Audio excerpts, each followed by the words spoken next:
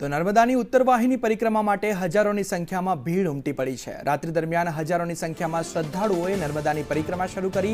પરિક્રમાના route પર માનવ મહેરામણ ઉમટી પડ્યું છે। શનિ, રવિ અને સોમવારની 3 દિવસની સળંગ રજા હોવાથી મોટી સંખ્યામાં શ્રદ્ધાળુઓ જે છે તે ઉમટી પડ્યા છે।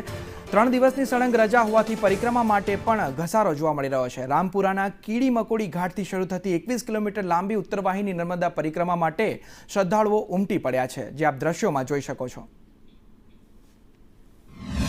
શનિ રવિની રજા અને સાથે સાથે અત્યારે રજાના માહોલની અંદર હજારોની સંખ્યામાં શ્રદ્ધાળુઓ ઉત્તર વાહિની નર્મદા પરિક્રમા માટે ઉમટી પડતા તમે તસવીરમાં જોઈ શકો કે પરિક્રમાવાસીઓની લાંબી લાઈન લાગી છે। રાત્રિ દરમિયાન હજારોની સંખ્યામાં શ્રદ્ધાળુઓ ઉમટી પડ્યા હતા। અત્યારે પણ સ્થિતિ કેવી છે તમે જોઈ શકો છો કે જે નાવડીમાં બેસવા માટે શ્રદ્ધાળુઓ લાંબી લાઈનમાં બેઠા છે। લોકો હેરાન પરેશાન થઈ રહ્યા છે તેવો તેમનો આરોપ છે। અને રાત્રિ દરમિયાન બેનર બી ફાડવામાં આવ્યા હતા। ત્યારે શ્રદ્ધાળુઓને પૂછીશું એમનું શું કહેવું છે। કેવો અનુભવ તમારો કેવો રહ્યો?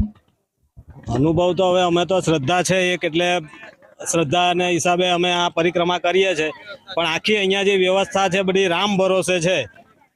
કોઈને શું થશે તો કોઈ એનો અહીંયા કોઈ બેલી છે નહીં। એટલે જે સ્લોગન છે અમારી તમારી એટલે શું કહે આસ્થા અને અમારી વ્યવસ્થા જેવું તો કંઈ દેખાતું જ નથી। વ્યવસ્થા છે, રસ્તો બી બહુ સરસ કરીને રાખ્યો છે। સરકારની મેનેજમેન્ટ બહુ જ મસ્ત છે।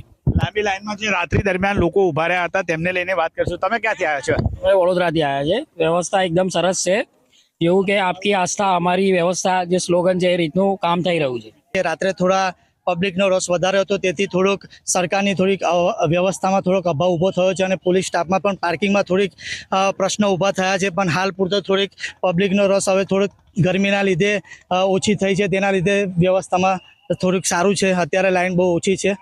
લોકો લાઈનમાં ઉભા રહીને આવી રીતે ઉત્તર વાહિની નર્મદા પરિક્રમા કરી રહ્યા છે। ત્યારે ઉત્તર વાહિની નર્મદા પરિક્રમા રજા દરમિયાન હજારોની સંખ્યામાં શ્રદ્ધાળુઓ ઉમટી પડતા રાત્રિ દરમિયાન અવ્યવસ્થા સર્જાઈ હતી, પરંતુ હાલમાં કહી શકાય કે તંત્ર દ્વારા જે વ્યવસ્થા કરાઈ છે તેમાં સ્થિતિ હાલમાં કાબૂમાં આવી ગઈ છે। એટલે કે શ્રદ્ધાળુઓ નાવડીમાં બેસીને જઈ રહ્યા છે। નરેન્દ્ર પેપરવાલા, સંદેશ ન્યૂઝ, નર્મદા।